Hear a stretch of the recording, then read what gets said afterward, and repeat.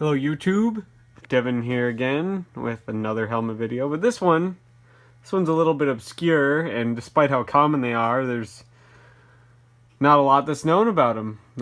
It's a pretty good option as far as helmets go though, and we'll get into that here. But first off, it's kind of an awkward color, it's a really awkward shape, it's absolutely gigantic.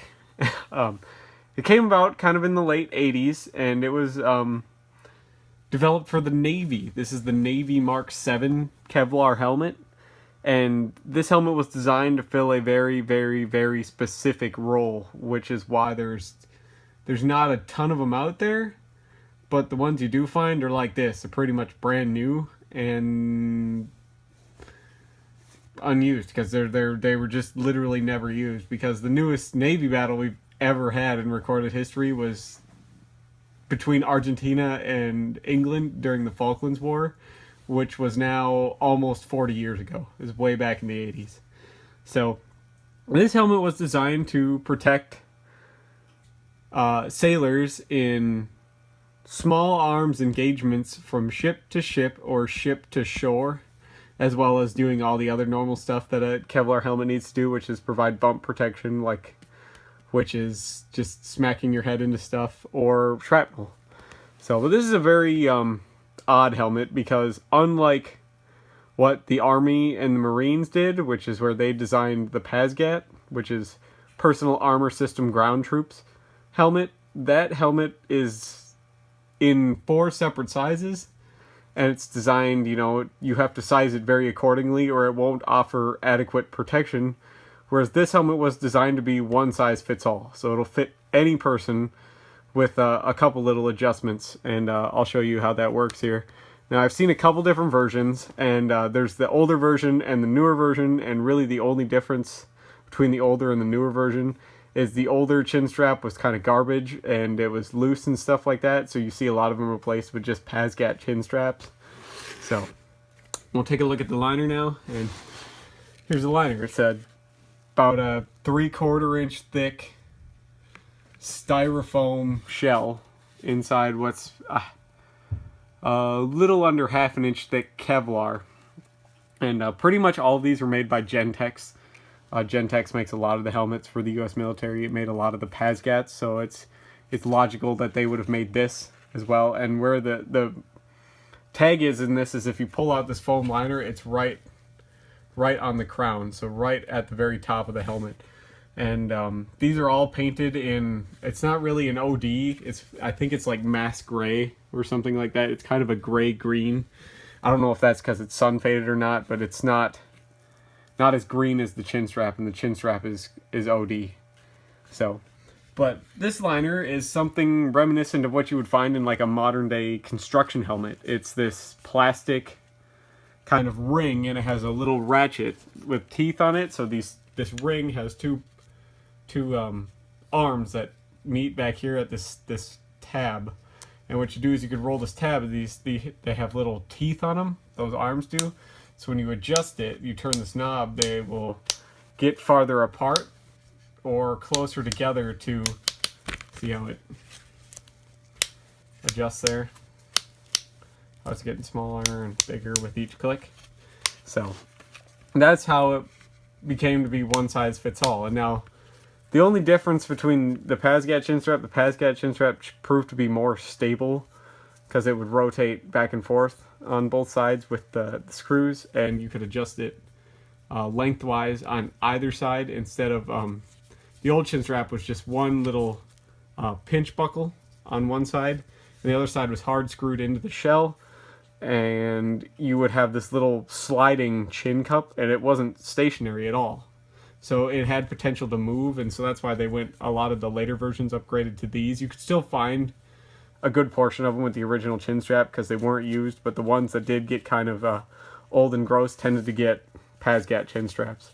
So this helmet isn't adjustable at the crown, so you can't adjust this. Although it is very comfortable, it sits kind of at an awkward position on your head though. It never really feels just right on somebody wearing it. It's always going to sit either too high or too low, because you can't adjust the height of this helmet. These 6 webs are literally sewn into the styrofoam liner, and there isn't any adjustment to it at all, other than the circumference of the liner to make it fit tight around your head. So you can't adjust the height.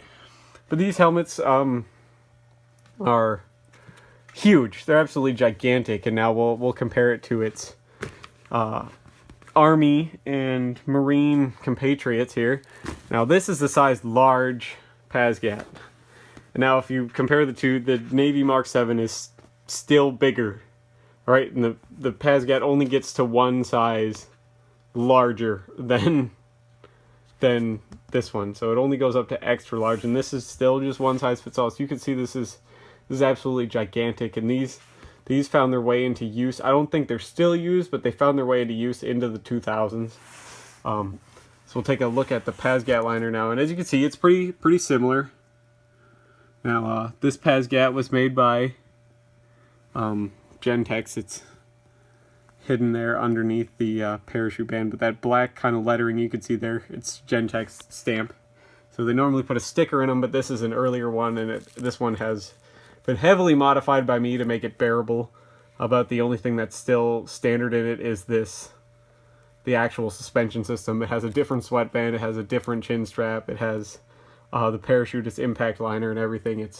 And I still got a lot to do on it to make it desirable, just to what I wanted. I also have a standard Pasgat, but I wanted to show this one too, because the other one I have is incredibly beat up, and this one's pretty much unused. So just like the Navy helmet, to give you reference, as you can see, this one is kind of a darker green, and where you can see this is the Navy Mark 7 is kind of gray green, because that's just how the Navy wanted them. They're very they were meant to sit in the armory a long time, which is why they wanted one size fits all. So instead of having to adjust your helmets based on what you have on the ship, you can have one design of helmet and have that single helmet on the ship for everybody, instead of having to have a certain number of smalls and a certain number of mediums and a certain number of larges and everything to accommodate everyone effectively, like the Pasgat had to do for the Army and the Marines. So now we'll compare it to its probably last compatriot in the U.S. military, and this is an ACH. And again, this is a size large ACH, and this is smaller than the Pasgat even. So the Navy Mark 7 really dwarfs the ACH. And we'll take a look at the ACH here from the sides, side profile, and don't mind the NVG mount and stuff like that. So you could see how they're going to be kind of similar in shape, but this is a very bulbous round helmet, which is, we're finding out, is kind of an ineffective design, but for how little these helmets were actually used, it's not bad. And for the engagement distances that we would be having at small arms, would probably be absolutely gigantic, to the point where pretty much anything would stop the rounds coming at you, if they even hit you. So this was just a very helmet that, didn't really need a use, but it was always just kind of there as what if. Because it's better to have it and not need it than need it and not have it. So, but one of the good things about this helmet is it's comfortable to go prone with and everything. The liner does move. It has some give to it, as you can see there, and it's has a very high cut nape to accommodate easily adjustment of the suspension system. Whereas I'll show you the Pasgat now. Pasgat has a pretty high cut nape as well, but it's nowhere near as wide or as tall as the Mark 7. Now the Pasgat is going to offer you more protection probably than the Navy Mark 7, as long as you're using the right size for your head, just because of how it's engineered. So as well as like being stable and stuff like that, the Navy Mark 7s tend to be kind of unstable just because of how bulbous they are and large. But this is a great helmet for people out there airsofting. These can be found for like $100 around, especially if you're like trying to get a friend interested but they're really concerned about getting hit. This is a good option, because you don't need to buy a bunch of different stuff or try to fit them. This will fit everyone, so it's a good thing to go if you're willing to spend the money on it. And it's a really quick kind of grab and go style of helmet. There's really nothing to go wrong on them either. The liner's pretty durable, and it's just an all-around good design. I mean, well, it's not really good, but it was good for the purpose it was intended for. So with that, I'll leave you with this. And again, this is the Navy Mark 7 Kevlar helmet made by Gentex. And please leave a like, leave a comment if you want to suggest topics for future videos or what you want to see next. Feel free to do that, and I'll see you in the next video. Bye.